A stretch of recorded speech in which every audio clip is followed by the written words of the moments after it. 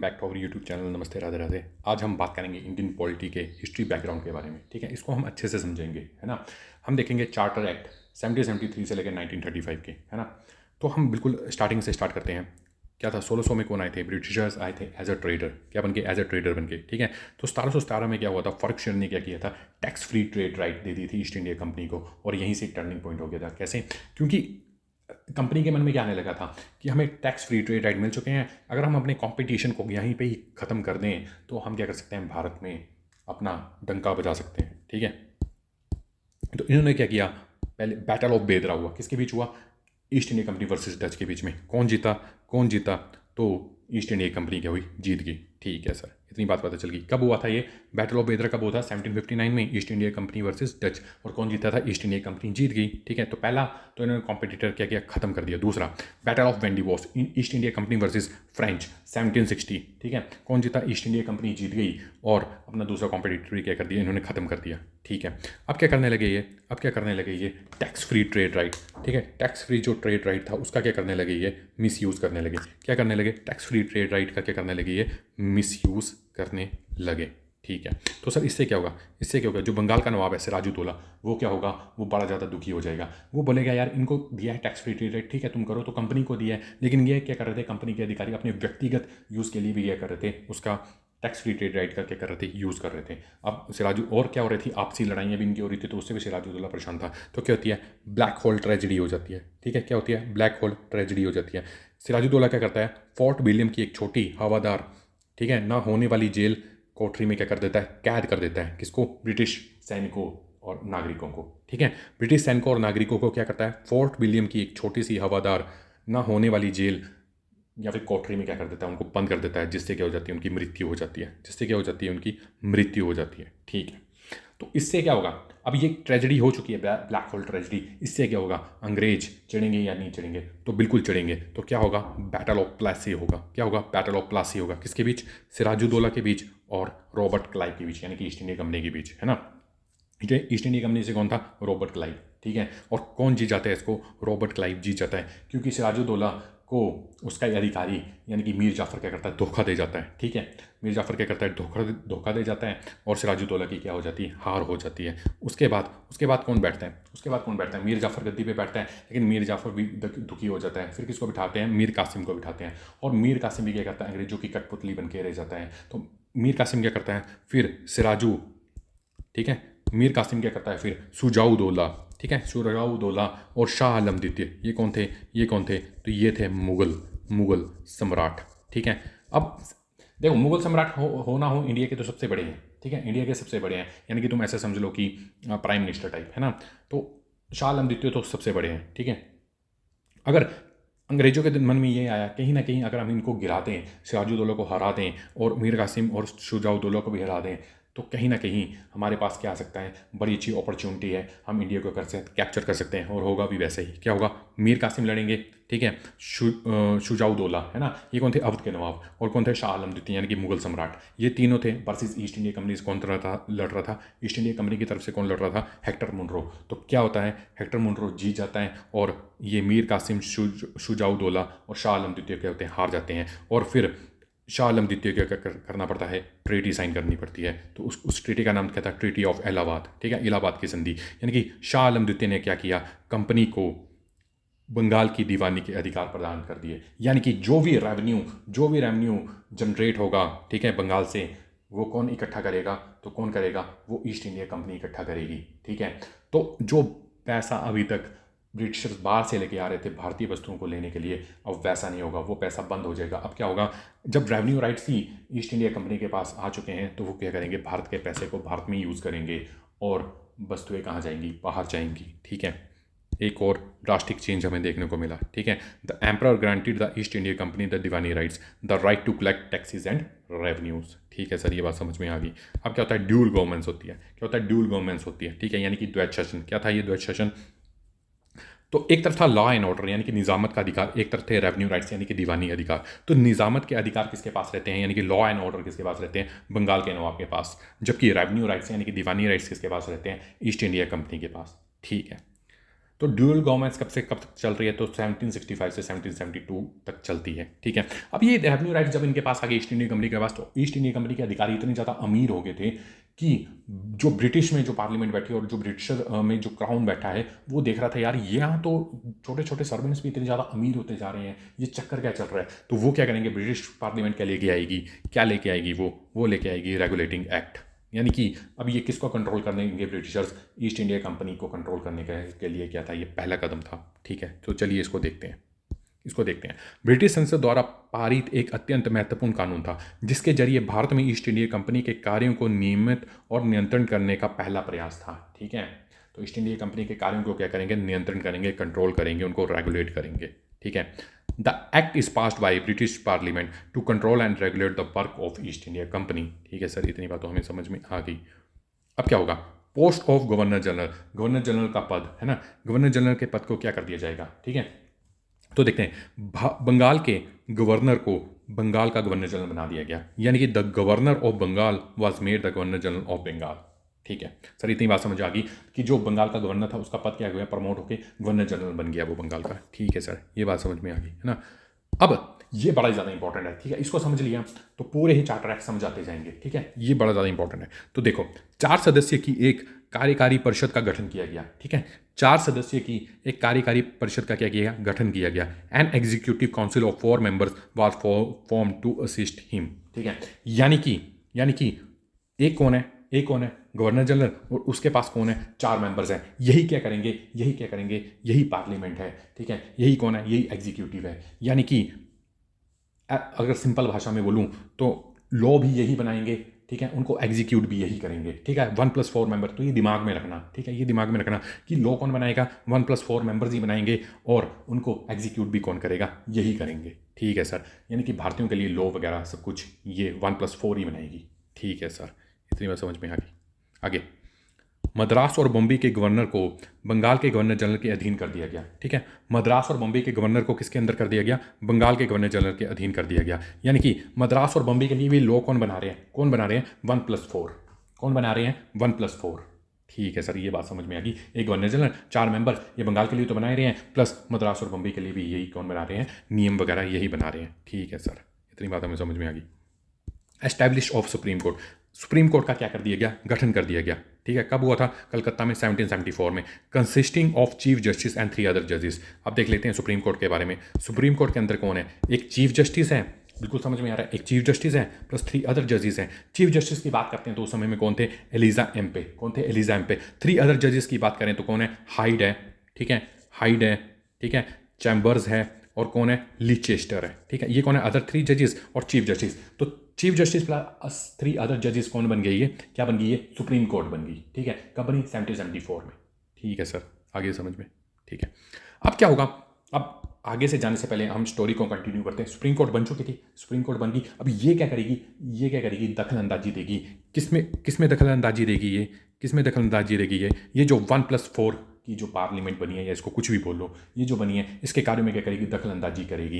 यानी कि ये जो 1+4 है, ये कोई लॉ बनाएंगे, और लग रहा है सुप्रीम कोर्ट की ये लोग बिल्कुल गलत है ना, लोग इसे दुखी होंगे, और लोग कहाँ पहुँच रहे थे, सुप्रीम कोर्ट में पहुँच रहे थे। हालांकि प्रांतों में भी थी, अदालतें थी प्रांतों में भी, पर प्रांतों की अदालतों से लोग जो थे सेटिस्फाई नहीं थे, तो वो कहाँ जा रहे थे, सुप्रीम कोर्ट में पहुँच जा रहे थे। तो क्या हो रहा था, ठीक है, सुप्रीम कोर्ट क्या कर रही थी, फिर इनमें इंटरफेयर कर रही थी, ठीक है, 1+4 की काउंसिल में क्या कर रही थी, इंटरफेयर कर रही थी। तो बताओ इसमें गवर्नर दुखी होगा कि नहीं होगा, बिल्कुल होगा, क्योंकि उसको तो काम करने दिया ही नहीं जा रहा है ना, बार बार इंटरफेयर हो रही है, ठीक है।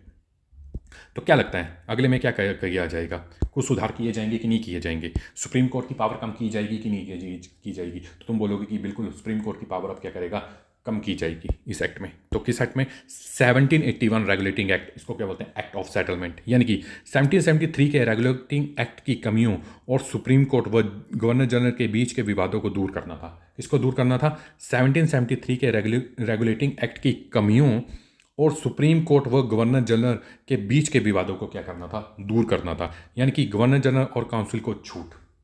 इसका मतलब क्या है कि सुप्रीम कोर्ट क्या करेगी, गवर्नर जनरल और काउंसिल जो 1+4 है, क्या है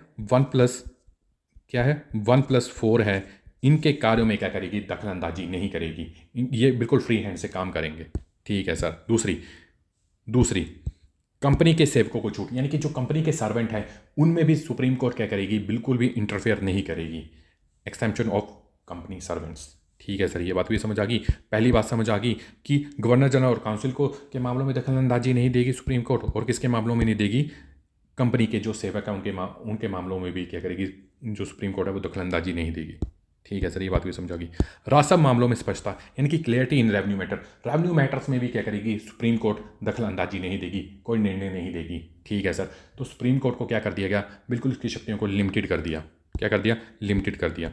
अब अपील की व्यवस्था ये क्या है, यानी कि प्रांतीय अदालतें, मैं बोल रहा था प्रांत क्या होते हैं, जैसे छोटे छोटे, तुम छोटे छोटे ऐसे डिस्ट्रिक्ट बोल लो, है ना, छोटे छोटे एरिया, ठीक है, तो होती हैं, है ना, अभी भी लोअर लेवल में भी लगती हैं अदालतें, है ना। तो वैसे ही प्रांतीय अदालतों के फैसलों के खिलाफ अपील सीधे किस में की जाएगी, गवर्नर जनरल इन काउंसिल, यानी कि 1+4 में की जा सकती है, ना कि सर्वोच्च न्यायालय। यानी कि प्रांतों में अदालतें हैं, उनके डिसीजन से जो लोग खुश नहीं हैं तो वो कहाँ जाएंगे, 1+4 की काउंसिल में जाएंगे, सुप्रीम कोर्ट में नहीं जाएंगे। ठीक है सर, आगे समझ में। Appeal against the decision of provincial courts could be made directly to the governor general council, है ना। तो ये भी बिल्कुल सिंपल सी बात थी। अब क्या होता है, अब सुप्रीम कोर्ट भी सॉल्व हो गया। ठीक है, अब क्या किया जाएगा, अब धीरे धीरे करके क्या किया जाएगा, ईस्ट इंडिया कंपनी की जो भी पावर्स हैं उनको कम किया जाएगा। क्या किया जाएगा, उनको कम किया जाएगा। कैसे कम किया जाएगा, तो 1784 का रेगुलेटिंग एक्ट में क्या आता है, क्या बोलते हैं इसको, पिट्स इंडिया एक्ट भी बोलते हैं। और इसका मेन उद्देश्य क्या था, ठीक है, मेन उद्देश्य क्या था, the act's primary purpose was to separate the company's commercial and political function. यानी कि एक्ट का प्राइमरी पर्पस क्या था कि सेपरेट कर देंगे हम किसके, कंपनी के कॉमर्शियल और पॉलिटिकल फंक्शन को। कैसे कर देंगे तो देखते हैं। दो क्या बने थे, ईस्ट इंडिया कंपनी की तरफ क्या बना, कोड ऑफ डायरेक्टर, और ब्रिटिश के लिए क्या बना, बोर्ड ऑफ कंट्रोल। ठीक है, यानी कि कोड ऑफ डायरेक्टर यानी कि जो ईस्ट इंडिया कंपनी है, सिंपल सी बात, वो किसको देखेगी, व्यापारिक कार्य देखेगी, यानी कि ट्रेड वगैरह देखेगी। और जो बोर्ड ऑफ कंट्रोल है वो क्या देखेंगे, प्रशासनिक कार्य, यानी कि पॉलिटिकल फंक्शन, यानी कि एडमिनिस्ट्रेशन फंक्शन कौन देख रही है, हमारी बोर्ड ऑफ कंट्रोल। और कोड ऑफ डायरेक्टर जो ईस्ट इंडिया कंपनी है वो क्या देख रही है, व्यापारिक कार्य, ट्रेड वगैरह। ठीक है, यहाँ बोला गया कि ईस्ट इंडिया कंपनी कैसे कर सकती है, ट्रेड वगैरह से रिलेटेड मैटर को देख सकती है, और बाकी जो भी एडमिनिस्ट्रेशन मैटर हैं वो कौन देखेगी, बोर्ड ऑफ कंट्रोल यानी कि ब्रिटिशर्स। ठीक है सर, ये समझ में आ गया। तो अब क्या, governor general council reduce from 4 to 3, यानी कि जो पहले हमने काउंसिल देखी थी, क्या देखी थी हमने, 1773 में 1+4, एक गवर्नर जनरल +4 मेंबर, इसको क्या कर दिया गया, इसको रिड्यूस कर दिया, इसको कम कर दिया। क्या कर दिया, इसको रिड्यूस कर दिया। कितना कर दिया, इसको घटा के 1+3, यानी कि governor general +3 member, 1+3, governor general +3 member. ठीक है सर, समझ में आ गया कि गवर्नर जनरल की जो काउंसिल थी उसको रिड्यूस करके कितना गया, कर दिया 4 to 3 कर दिया, यानी कि गवर्नर जनरल +3 मेंबर्स। ठीक है सर, आगे 1793 का चार्टर एक्ट। अब ये क्या बोलता है, ब्रिटिश संसद ने ईस्ट इंडिया कंपनी के व्यापार एकाधिकार और क्षेत्रीय नियंत्रण को अगले 20 वर्षों के लिए बढ़ा दिया। यानी कि जो ब्रिटिश संसद ने क्या किया, ईस्ट इंडिया कंपनी के व्यापार, ठीक है, जो भी वो ट्रेड वगैरह करते थे, एकाधिकार का मतलब होता है मोनोपली। ठीक है, एकाधिकार का मतलब क्या होता है, मोनोपली। और क्षेत्रीय नियंत्रण को क्या कर दिया, अगले 20 वर्षों के लिए बढ़ा दिया। यानी कि जो ईस्ट इंडिया कंपनी है वो ट्रेड कर सकती है अगले 20 वर्षों तक, बिल्कुल सिंगल हैंडली, कोई भी और कंपनी नहीं आ सकती। कौन कर सकता है ट्रेड, केवल और केवल ईस्ट इंडिया कंपनी अगले 20 वर्षों तक। 1793 का चार्टर एक्ट ये बोलता है। ठीक है सर जी, अब आगे कैसे ये ईस्ट इंडिया कंपनी की पावर्स को कैसे कैसे कम करेंगे देखते चलते हैं। ठीक है, अभी तक तो व्यापारी की दे दी, एडमिनिस्ट्रेशन उनसे छीन ली। ठीक है, अभी तक तो ये चल रहा है। 1813 का चार्टर एक्ट, व्यापारिक एकाधिकार का अंत। अब क्या बोल दिया कि जो तुम्हारा व्यापारिक एकाधिकार है, जो तुम्हारे को मोनोपोली दी थी, वो भी क्या हुई, खत्म होगी। अब क्या कर सकते हो, तुम केवल चाय का व्यापार कर सकते हो, और चीन के साथ व्यापार पर एकाधिकार बरकरार रहा। यानी कि क्या कर सकती है ईस्ट इंडिया कंपनी। 1813 का चार्टर एक्ट क्या बोल रहा है कि कंपनी का एक तो व्यापार यानी कि जो मोनोपोली थी उसको बिल्कुल ही क्या कर दिया, अबॉलिश कर दिया, खत्म कर दिया। ठीक है, और किसके साथ व्यापार कर सकती है, एक तो चाय का व्यापार कर सकती है, यानी कि टी का ट्रेड कर सकती है कहीं भी, कोई दिक्कत नहीं है। और केवल चाइना के साथ क्या कर सकती है, व्यापार कर सकती है, यानी कि चाइना के साथ कोई और कंपनी नहीं व्यापार कर सकती, केवल ईस्ट इंडिया कंपनी ही करेगी। ठीक है, चाइना के साथ कौन करेगी, ईस्ट इंडिया कंपनी ही करेगी। ठीक है, तो चाइना के साथ क्या कर दी, मोनोपोली दे दी, और एक टी के ट्रेड के लिए क्या दे दी, इजाज़त दे दी। ठीक है सर, तो बिल्कुल पावर्स तो कम हो रही हैं। ईसाई मिशनरियों को भी अनुमति दे दी कि ठीक है तुम भी कर लो भाई, अपना धर्म का प्रचार प्रचुर जो करना है वो कर लो, कोई दिक्कत नहीं है। भारत में ये क्वेश्चन बड़ी बार आता है, भाई। ठीक है, भारत में एजुकेशन पर 1 लाख रुपए प्रति वर्ष खर्च किया जाए, to spend 1 lakh rupees in India on education. ठीक है, भारत में क्या किया जाए, एजुकेशन पर 1 लाख रुपये खर्च किया जाए प्रति वर्ष। तो ये कौन से एक्ट में आया था, कौन से एक्ट में आया था, कौन से एक्ट में आया था, तो कौन से एक्ट में आया था, 1813 का चार्टर एक्ट। ठीक है सर जी, इतनी बात तो बिल्कुल क्लियर समझ आ रही है अच्छे से। अब 1833 के चार्टर एक्ट में चलते हैं। ठीक है, सेंट्रलाइजेशन ऑफ पावर। अब इसका क्या मतलब है, यानी कि पावर्स को क्या कर दिया गया, सेंट्रलाइज कर दिया गया, यानी कि बंगाल के गवर्नर जनरल को क्या कर दिया गया, भारत का गवर्नर जनरल बना दिया गया।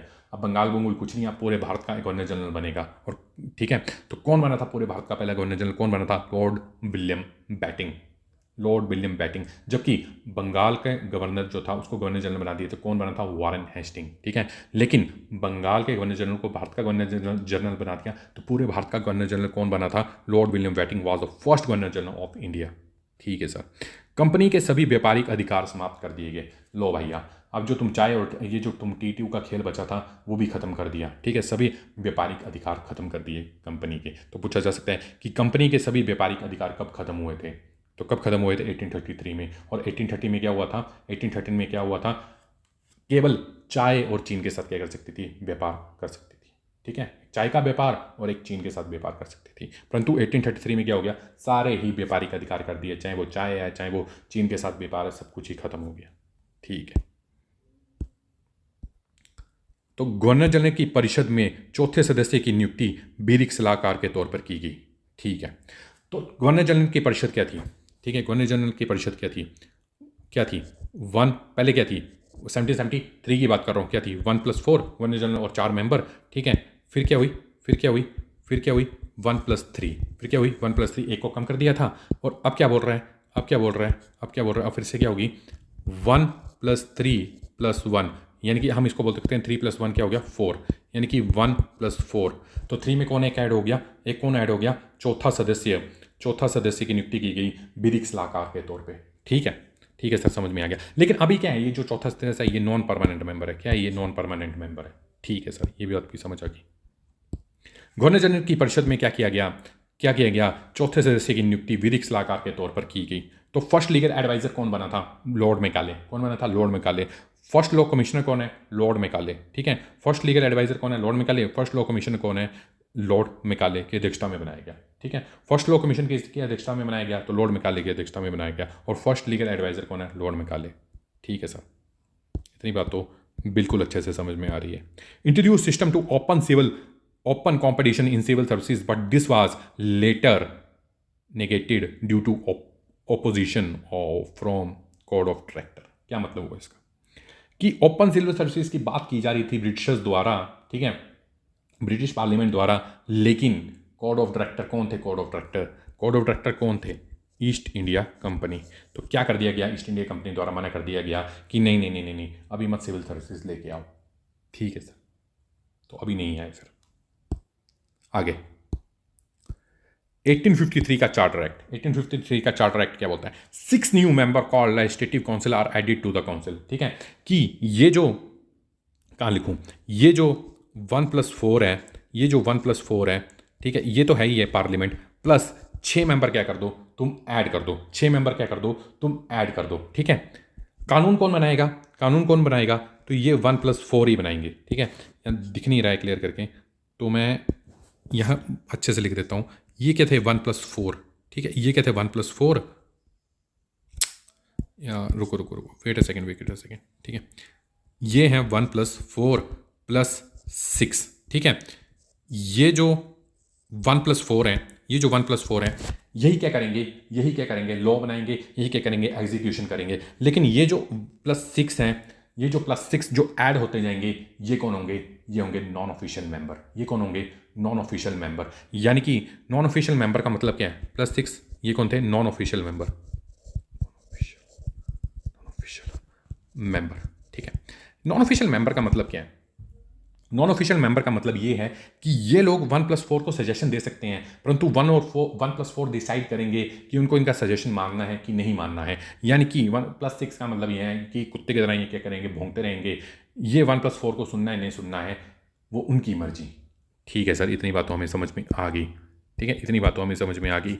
ये मैंने अभी इसलिए बता दिया ताकि कॉन्सेप्ट क्या है फिर ये अच्छे से बना रहेगा। क्या कॉन्सेप्ट फिर अच्छे से बना रहेगा। ठीक है, ठीक है सर। तो क्या है, 6 new member called legislative council are added to the council. ठीक है sir.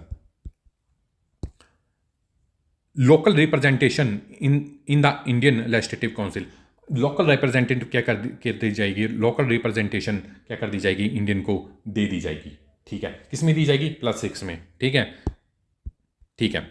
4/6 governor general legislative council are appointed by the local government of Madras, Bombay, Bengal and Agra. ठीक है, तो हम क्या देख रहे थे, 1+4 क्या कर रही है, 1+4 क्या कर रही है, कानून बना रही है। ठीक, कानून बना रही है, उसको लागू कर रही है, सब कुछ कर रही है। पर ये क्या बोल रहा है कि +6 में, ये जो +6 हैं, इनमें से +6 में 4 कौन होंगे, 4 होंगे भारतीय, और ये क्या होंगे, लोकल रिप्रेजेंटेशन। तो अगर इस +6 में अगर 4 भारतीयों को भी ऐड कर दिया जाएगा, 4 भारतीयों को ऐड भी कर दिया जाएगा, तब भी क्या ही फर्क पड़ जाएगा। ये क्या है, ये है नॉन ऑफिशियल मेंबर। क्या है ये, नॉन ऑफिशियल मेंबर, यानी कि ऑफिशियल मेंबर नहीं है। 1+4 की मर्जी होगी, वो इस +6 में से 4 कौन है, भारतीय हैं, उनकी बात सुने चाहे ना सुने, चाहे उनको देखें चाहे ना देखें। ठीक है, कोई मतलब नहीं है इसका। अंतिम निर्णय किसका होगा, 1+4 का होगा। और 1+4 में क्या है, ब्रिटिशर्स ही हैं। +6 चाहे ये +60 हो जाए, +70 हो जाए, कोई फर्क नहीं पड़ने वाला, क्योंकि मेजोरिटी किसकी रहेगी, 1+4 की ही रहेगी। यानी कि 1+4 ही कानून बनाएगा, उसको लागू करेगा। ये +6 कुछ मतलब नहीं है इसका। ठीक है सर, तो भारतीयों को किस में रखा जा रहा था, +6 में रखा जा रहा था। ठीक है सर जी, इतनी बात तो हमें समझ में आ गई अच्छे से, है ना, इतनी बात तो समझ में आ गई अच्छे से। तो 4/6 governor general legislative council are appointed by the local government of Madras, Bombay, Bengal and Agra. ठीक है सर, थोड़ा सा लॉलीपॉप दे दिया था भारतीयों को, सिंपल बात में बोले तो। गवर्नर जनरल परिषद के चौथे सदस्य को पूर्ण सदस्य का दर्जा मिला और वोट देने का अधिकार भी मिला। यानी कि अब पहले क्या था, वो परमानेंट मेंबर नहीं था। जो किसकी बात कर रहा हूँ मैं, किसकी बात कर रहा हूँ मैं, ये जो फर्स्ट लीगल एडवाइजर यहाँ है ना, गवर्नर जनरल की परिषद में चौथे सदस्य की नियुक्ति विधि सलाहकार के तौर पे की थी। ठीक है, तो ये परमानेंट मेंबर नहीं था। तो ये परमानेंट मेंबर कब बना, तो ये परमानेंट मेंबर कब बना, ये बना 1853 के एक्ट में। कौन, गवर्नर जनरल की परिषद में चौथे सदस्य को पूर्ण सदस्य का दर्जा मिला और वोट देने का अधिकार मिला। तो ये किसकी बात हो रही है, लीगल एडवाइजर की बात हो रही है, लॉर्ड मैकेले की बात हो रही है कि अब वो परमानेंट मेंबर बन चुका है।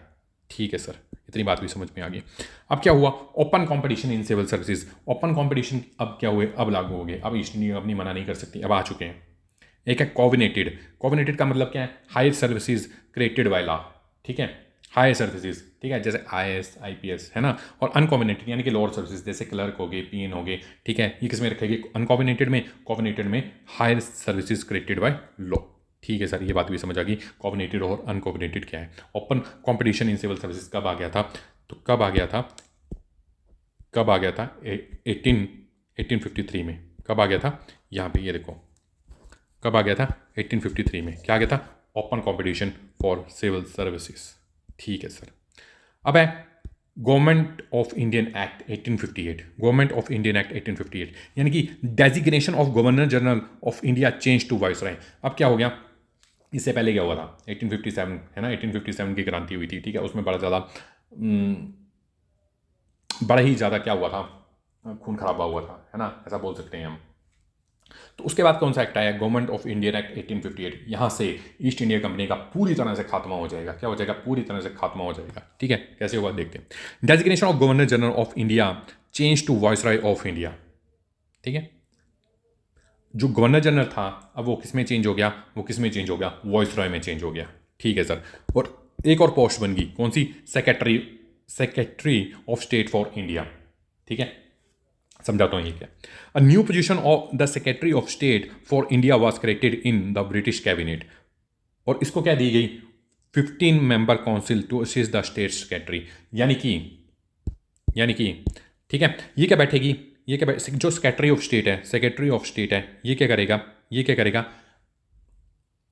क्या ब्रिटिश पार्लियामेंट का क्या है, मंत्री है। ठीक है, इसको क्या बोला जाएगा, इसको भारत का मंत्री भी बोला जा सकता है। ठीक है, ये कहाँ बैठेगा, ब्रिटिश कैबिनेट में बैठेगा। ठीक है, और ब्रिटिश कैबिनेट का ऐसे बोल लो कि मेंबर होगा। अ new position of secretary of state for India was created in the British cabinet. ठीक है, ब्रिटिश कैबिनेट का क्या होगा, मेंबर होगा। और क्या होगा, इसको भारत का मंत्री भी बोला जाएगा, इसको भारत का मंत्री भी क्या होगा, बोला जाएगा। तो एक तरफ क्या है, सेक्रेटरी ऑफ स्टेट है, प्लस कौन बैठ रहा है, वाइसराय बैठ रहा है। ठीक है, कौन बैठ रहा है, वाइसराय बैठ रहा है। ठीक है। तो सेक्रेटरी ऑफ स्टेट क्या करेगा, रूल रेगुलेशन सब कुछ देखेगा, रूल रेगुलेशन सब कुछ देखेगा कि भारत में क्या कैसे चलेगा कैसे नहीं चलेगा, और ये किसको बताएगा, ये किसको बताएगा, ये बताएगा फिर वाइसरॉय को। ठीक है सर, इतनी बात तो समझ में आ गई कि एक नई पोस्ट इंट्रोड्यूस हो चुकी है सेक्रेटरी ऑफ स्टेट की। अ new position the secretary of state for India was created in British cabinet. तो ये पोस्ट कहाँ बनाएगी, ब्रिटिश कैबिनेट में बनाएगी, और इसको क्या बोला जाएगा, भारत का मंत्री बोला जाएगा। ठीक है सर, ठीक है सर। तो इसका काम क्या होगा, इसका काम क्या होगा, ये देखेगा भारत में क्या उनसे चीज़ कैसे चलेगी, कैसे रूल एंड रेगुलेशन बनेंगे, कैसे क्या बनेगा, और ये क्या बताएगा फिर वाइसरॉय को बताएगा, या फिर आपस में ये डिस्कशन करेंगे। ठीक है, ठीक है सर, ठीक है सर। इसको कितने मेंबर्स की काउंसिल मिलेगी, तो 15 मेंबर की। ठीक है सर। अब क्या हो रहा है, कोर्ट ऑफ डायरेक्टर और बोर्ड ऑफ कंट्रोल को क्या कर दिया गया, अबॉलिश कर दिया गया, यानी कि इनको क्या कर दिया गया, इनका खात्मा हो गया। ठीक है, कोर्ट ऑफ डायरेक्टर और बोर्ड ऑफ कंट्रोल का क्या हो गया, खात्मा हो गया एकदम से। ठीक है सर, खत्म कर दिए ये दोनों चीज़ें। The act abolished east India company transfer R power of government. तो ईस्ट इंडिया कंपनी को क्या बोलते हैं, थैंक यू वेरी मच, निकलो अब यहाँ से। अब किसका राज होगा, अब किसका राज होगा, तो अब होगा ब्रिटिश गवर्नमेंट का राज भारत में। तो ईस्ट इंडिया कंपनी का भी क्या हो गया, खात्मा हो गया। क्या हो गया, खात्मा हो गया। ठीक है सर, ये बात भी हमें अच्छे से समझ में आ गई। आगे अब आता है Indian council act 1861, Indian introduce in law making process. ठीक है, यहाँ पे किसकी बात हो रही है, ये जो 1+4 है ना, ये जो 1+4 है, इसमें क्या करो भाई, इंडियन को इंट्रोड्यूस करो। 1+4 में क्या करो, इंडियन को इंट्रोड्यूस करो, नहीं तो भारतीयों का दिमाग क्या हो जाएगा, एकदम से खराब हो जाएगा। ठीक है, ठीक है। अब ब्रिटिश भी सोच रहे थे कि यार करना ही पड़ेगा इनको। ठीक है, तो Indian as non official member to viceroy extended council. ठीक है, जो इंडियन क्या थे, नॉन ऑफिशियल मेंबर थे, वो वाइसरॉयज एक्सटेंडेड काउंसिल, यानी कि वाइसरॉय की जो काउंसिल है उसको एक्सटेंड कर दो। कौन सी काउंसिल को एक्सटेंड करो, जो नॉन ऑफिशियल वाली है, जो नॉन ऑफिशियल वाली है, यानी कि 1+4, और बाकी तुम इसको चाहे 60 बना दो, चाहे 70 बना दो, चाहे 80 बना दो, पर इसको बढ़ा दो तुम। ठीक है सर, इतनी बात समझ में आ गई। 3 Indian were nominated, Raja of Benares, Maharaja of Patiala, sir Dinkar Rao. ठीक है, 3 जो इंडियंस थे वो नॉमिनेट किए गए। ठीक है, कहाँ से, राजा ऑफ बनारस, महाराजा ऑफ पटियाला और सर दिनकर राव। ठीक है, और ये किस में जाएंगे, ये भी नॉन ऑफिशियल में ही जाएंगे। ठीक है sir. Empowered viceroy to issue ordinance during emergency 6 month. ठीक है, तो क्या कर सकता है वाइसरॉय, अगर कोई भी एमरजेंसी हो रही है, लड़ाई वगैरह हो रही है, तो क्या कर सकता है, अध्यादेश जारी कर सकता है। ठीक है सर, ये बात भी समझ में आ गई। Process of decentralisation was initiated. क्या हो गया, क्या हो गया, डिसेंट्रलाइजेशन क्या हो गया, डिसेंट्रलाइजेशन क्या हो गया, इनिशिएट किया गया। ठीक है, यानी कि legislative power of Madras and Bombay presidency were restored, यानी कि मद्रास और बॉम्बे की जो प्रेसिडेंशियल पावर थी उनको वापस दे दी। यानी कि अब वो पहले किसके अंदर थी, वो बंगाल के अंदर थी, अब बोल दिया कि नहीं, तुम अपने लिए खुद कानून बना सकते हो, कोई ज़रूरत नहीं है बंगाल को बनाने की। ठीक है सर, तो प्रोसेस ऑफ डिसेंट्रलाइजेशन भी क्या होगी, यहाँ से इनिशिएट होगी। ठीक है, यहाँ पे बात किसकी की गई थी, लॉ मेकिंग प्रोसेस में क्या किया जाए, भारतीयों को बनाया जाए, और किसकी बात की गई। ठीक है, जो नॉन ऑफिशियल मेंबर्स हैं ना, जो नॉन ऑफिशियल मेंबर्स हैं वाइसरॉय की काउंसिल के, उसको क्या किया जाए, एक्सटेंड किया जाए। ठीक है सर, तो 3 इंडियंस को नॉमिनेट कर दिया गया। कौन थे वो, राजा बनारस, महाराजा पटियाला, सर दिनकर राव। ठीक है, और क्या कर सकता है वाइसरॉय, क्या कर सकता है, आपातकालीन में क्या कर सकता है, अध्यादेश जारी कर सकता है। और डिसेंट्रलाइजेशन आ गई, यानी कि जो पावर्स थी मद्रास और बॉम्बे की, वो उनको वापस दे दी, यानी कि वो खुद अपने लिए क्या कर सकते हैं, लॉ बना सकते हैं, कोई दिक्कत नहीं है। तो इंडियन काउंसिल एक्ट 1892 क्या बोलता है, एक्सपेंशन ऑफ काउंसिल्स। क्या बोलता है, एक्सपेंशन ऑफ काउंसिल्स, यानी कि परिषदों का विस्तार। कैसे, the number of additional non official members in the central and provisional legislative council were increased. ठीक है, यानी कि जो नॉन ऑफिशियल मेंबर्स हैं, ठीक है, नॉन ऑफिशियल मेंबर्स हैं सेंटर और प्रोविजनल लेजिस्लेटिव के, क्या कर दिए गए इन काउंसिल्स को, उनको क्या कर दी गई, उनकी संख्या इंक्रीज कर दी। तो इंक्रीज करके कर रहे हैं बार बार किसकी इंक्रीज कर रहे हैं, नॉन ऑफिशियल की बार बार क्या संख्या इंक्रीज करी जा रही है। ठीक है, सेंटर में भी क्या चल रहा है, अगर हम सेंटर की बात करें तो सेंटर में भी क्या चल रहा है, जैसे 1+4 है, मान लो 1+4 है, +60 कर दिया, कभी +90 कर दिया। ठीक है, ऐसे बता रहा हूँ मैं, है ना। तो अगर +60 +90 कर दो तो भी मेजोरिटी किसकी रहेगी, 1+4 की ही रहेगी। और क्या कर दिया, प्रोविजनल में भी कौन थे, प्रोविजनल यानी कि प्रांतों में भी कौन थे, गवर्नर था। ठीक है, गवर्नर था प्लस वही नॉन ऑफिशियल मेंबर, प्रांतों में भी चल रहा था, सेंटर में भी यही चल रहा था। तो क्या बोला कि प्रांतों में भी जो एडिशनल मेंबर इनकी संख्या बढ़ा दो, और जो सेंटर में उनकी भी संख्या बढ़ा दो, नॉन ऑफिशियल मेंबर की। ठीक है सर, इतनी बात समझ में आ गई। Introduction of indirect election. ठीक है, इंट्रोडक्शन ऑफ इंटरैक्ट इलेक्शन कैसे, सर इसका क्या मतलब है समझाते हैं, है ना, क्या मतलब है इसका? Nomination of non official member of the centre and provisional council, ठीक है। तो सेंटर में कौन चुनेगा, नॉन ऑफिशियल मेंबर को अब सेंटर में कौन चुनेगा, तो कौन चुनेगा, वॉइस रॉय। सेंटर में नॉन ऑफिशियल मेंबर को कौन चुन रहा है, वॉइस रॉय। और प्रोविजनल यानी कि प्रांतों में जो नॉन ऑफिशियल मेंबर्स हैं उनको कौन चुन रहा है, उनको चुन रहा है गवर्नर। ठीक है सर, ये बात समझ में आ गई कि सेंटर में नॉन ऑफिशियल जो मेंबर्स हैं उनको कौन चुन रहा है, उनको वॉइस रॉय। और जो प्रोविंशियल यानी कि प्रांतों में कौन चुन रहा है, गवर्नर। ठीक है, तो ये बोल रहे थे कि इंटरैक्ट इलेक्शन कहीं ना कहीं ये कॉन्सेप्ट आ गया है कि चुन के आ रहे हैं भारतीय। ठीक है, पर आ कहाँ रहे हैं, नॉन ऑफिशियल में आ रहे हैं। तो चाहे नॉन ऑफिशियल में आए कोई फ़ायदा ही नहीं है, कोई भी फ़ायदा ही नहीं है। ठीक है, जब तक वो ऑफिशियल में नहीं बनेंगे, अपनी सीट नहीं बनाएंगे, तब तक कोई फ़ायदा नहीं। क्योंकि नॉन ऑफिशियल चाहे 60 हो 70 हो, जितनी मर्जी मेजोरिटी हो, है ना। मैं फिर से समझा, बार बार इसलिए समझा रहा हूँ ताकि दिमाग में बैठ जाए। ठीक है, ये वन प्लस मान लो ये 4 है। ठीक है, ये तो मेन है। ठीक है, ये तो मेन है। ठीक है, प्लस ये है नॉन ऑफिशियल मेंबर। ठीक है, तो बार बार इनको बढ़ाने की बात की जा रही थी, बोल रहे थे इसको 60 कर दो, इसको प्लस 70 कर दो। चाहे ये 60 मिलके भी वोट दे दें, अगर 4+1 ने 5 ने वोट दे दिया तो वो 5 का वोट का वैल्यू ज़्यादा होगी इन 60 से। तो इन 60 में बोल रहे थे भारतीयों को ऐड होने के लिए।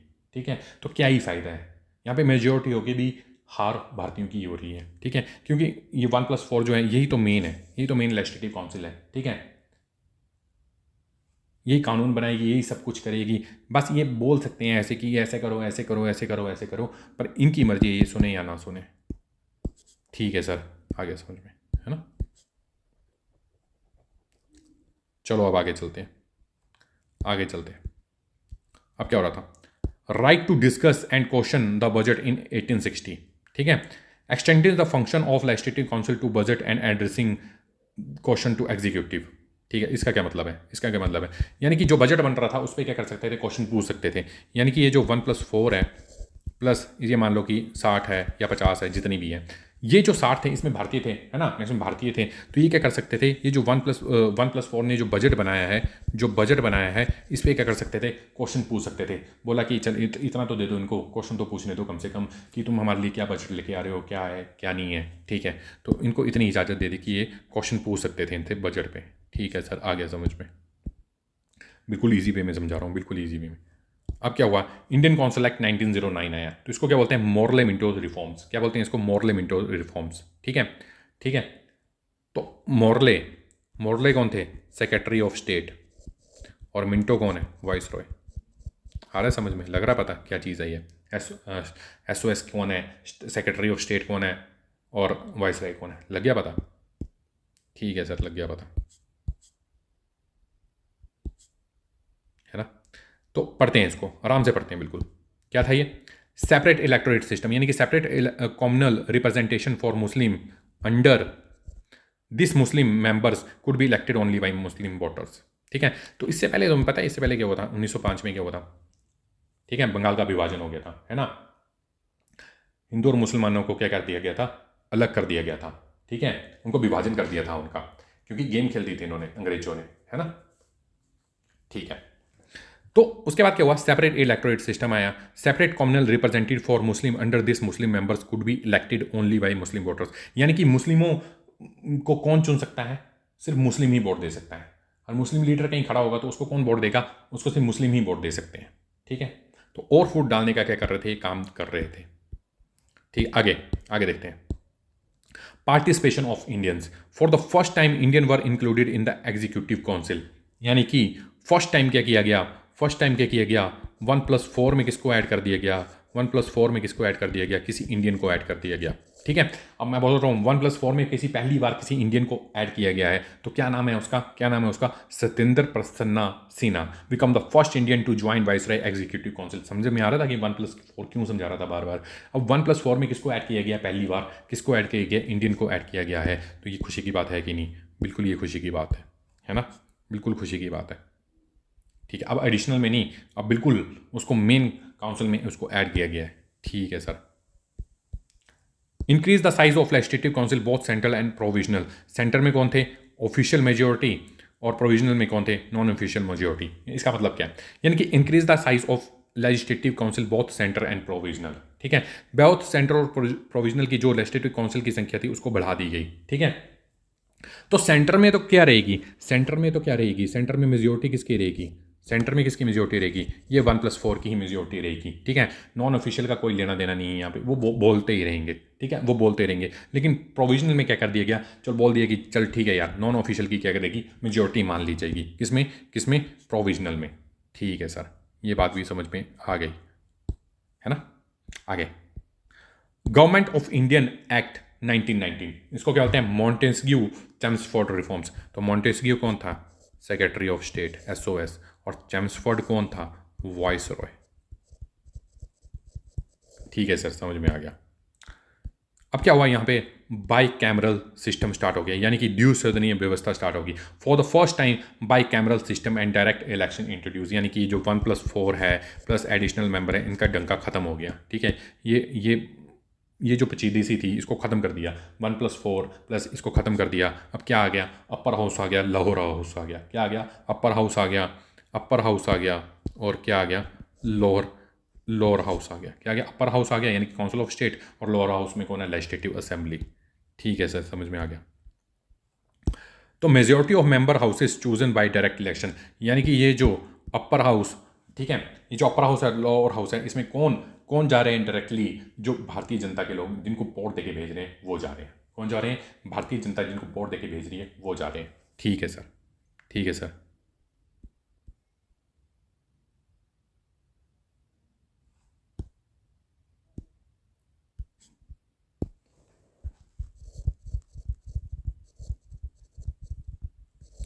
Central and provincial subject separated, यानी कि expansion of communal representation.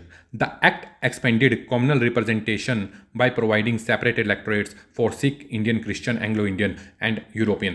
पहले किसको दी गई थी, मुस्लिमों को दी गई थी, अब किसको दे दी, अब किसको दे दी, अब किसको दे दी, तो Sikh, Indian, Christian, Anglo Indians and European, इनको भी क्या दे दिए, सेपरेट इलेक्टोरेट दे दिए कि तुम भी क्या कर सकते हो, वोट दे सकते हो अपने लिए, खुद को रिप्रेजेंट कर सकते हो, ठीक है सर, ये बात भी समझ में आ गई। अब क्या आगे, डायरकी इन प्रोविनेंसेस, प्रांतों में द्वैत शासन, इसका मतलब क्या है, the act introduce a dual government system, ठीक है, dual system of government, dyarchy, dyarchy का मतलब क्या है, द्वैत शासन, समझाता हूँ क्या होता है। For the provincial government, provincial subjects were divided into 2 list, ठीक है, यानी कि प्रांतों में क्या आ गया, द्वैत शासन आ गया, ठीक है, प्रांतों में क्या आ गया, द्वैत शासन आ गया, ठीक है। इसका मतलब क्या है, यानी कि कुछ होंगे रिजर्व्ड सब्जेक्ट, कुछ होंगे ट्रांसफर सब्जेक्ट। तो जो रिजर्व सब्जेक्ट यानी कि जो इंपॉर्टेंट मैटर्स हैं उन पे कौन डिसीजन लेगा, गवर्नर प्लस उसकी काउंसिल, प्रोविजनल, है ना, प्रोविजन यानी कि प्रांतों की बात हो रही है। तो प्रांतों में क्या होगा, जो भी रिजर्व सब्जेक्ट होंगे उन पे कौन डिसीजन लेगा, जैसे लैंड हो गया, लॉ एंड ऑर्डर हो गया, रेवेन्यू हो गया, तो ये बड़ी ज़्यादा इंपॉर्टेंट मैटर है ना। तो इनमें कौन लेगा, गवर्नर प्लस उसकी काउंसिल। और जो बाकी जो ट्रांसफर सब्जेक्ट्स हैं उनमें भारतीय मंत्री क्या कर सकते हैं, डिसीजन ले सकते हैं। उनमें क्या, जैसे ट्रांसफर सब्जेक्ट में कौन से सब्जेक्ट ट्रांसफर कर दिए, जैसे एग्रीकल्चर है, जैसे हेल्थ है, इनमें भारतीय मंत्री क्या कर सकते हैं, निर्णय ले सकते हैं। लेकिन जो रिजर्व, जो इंपॉर्टेंट सब्जेक्ट हैं वो किसके पास है, गवर्नर के अंडर ही रहेंगे, ठीक है सर, समझ में आ गया क्या होती है dyarchy.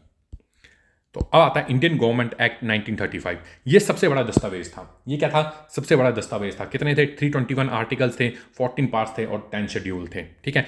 Abolished dyarchy and introduce provisional autonomy, ठीक है, यानी कि डायरकी को क्या कर दिया, जो ये प्रांतों की डायरकी थी ना, बोला इसको खत्म करो इसको, और क्या करो, इनको आज़ाद कर दो, प्रोविजनल ही ऑटोनॉमी, इनको क्या, प्रांतों को क्या दे दो, आज़ादी दे दो, ठीक है, समझ में आ गया।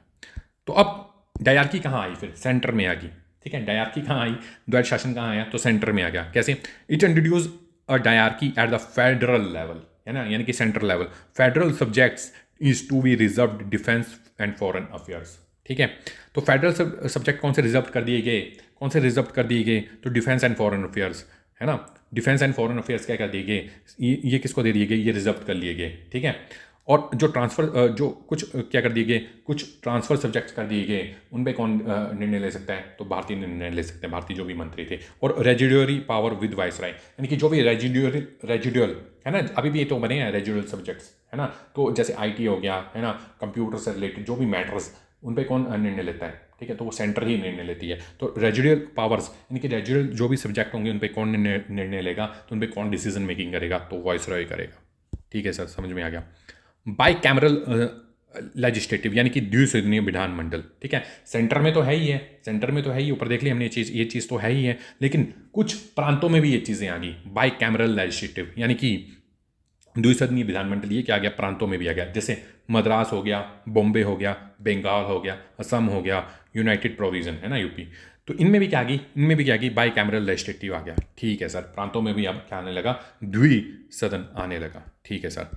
अब एक्सपेंडेड इलेक्टोरेट्स यानी कि it also retained and extended separate communal electorates to introduce schedule caste workers and women. तो सेपरेट इलेक्टोरेट और किसको दे दिए गए, और किसको दे दिए गए, तो शेड्यूल कास्ट को दे दिए, वर्कर्स को दे दिए, वुमेन को दे दिए। ठीक है, ठीक है, ठीक है सर, इतनी बात हमें समझ में आ गई। पहले किसको मिले थे, मुसलमानों को मिले थे, सेपरेट इलेक्टोरेट नहीं, मुस्लिम को वोट देगा। फिर किसको मिले, फिर किसको मिले, सिखों को मिले, है ना, क्रिश्चियनों को दे दिए, एंग्लो इंडियन को दे दिए। अब किसको मिल रहे हैं, अब किसको मिल रहे हैं, अब मिल रहे हैं शेड्यूल कास्ट को, वर्कर्स को और वुमेन को। ठीक है सर, कर लो तुम अपना रिप्रेजेंटेशन। आगे इंस्टीट्यूशन एस्टैब्लिश्ड यानी कि फेडरल कोर्ट का क्या हो गया, गठन हो गया, और बाद में यही क्या बनेगी, तो यही क्या बनेगी, यही बनेगी अपनी supreme court.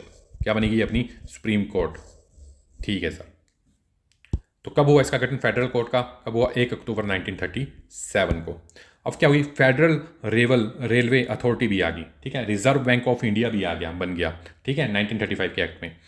Federal public service commission आ गया, provisional federal public service commission, UPSC, provisional public service commission, joint public service commission, यानी कि जो 2 स्टेट्स थे वो ज्वाइंट थे, बिल्कुल ज्वाइंट थे, है ना, ज्वाइंट थे, तो उनके लिए क्या गया, ज्वाइंट पब्लिक सर्विस कमीशन। प्रांतों के लिए प्रोविजनल पब्लिक सर्विस कमीशन, और क्या गया, federal public service commission.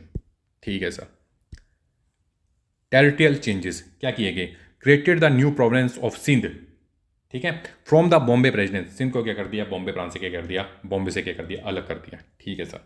Separated Verma and Edan from India, तो वर्मा भी क्या कर दिया, सेपरेट कर दिया भारत से।